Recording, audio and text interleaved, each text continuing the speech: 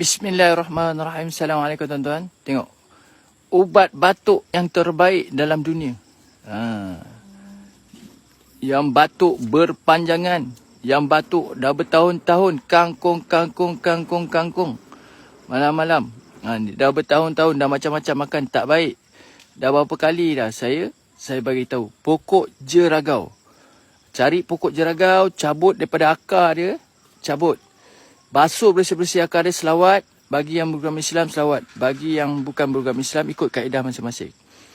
Cabut dengan beradab. Bismillahirrahmanirrahim. Cabut. Kemudian letak dalam periuk.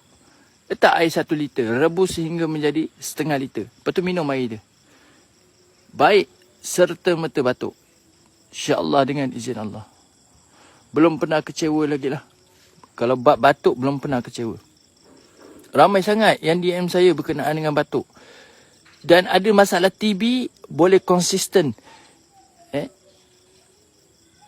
Buat macam saya cakap ni. Dia baik. Yang ada masalah TB. Alright? Sangat-sangat baik. Jadilah hidup kita rasmi padi, makin bersih, makin tunduk. Pokok jeragau. Assalamualaikum.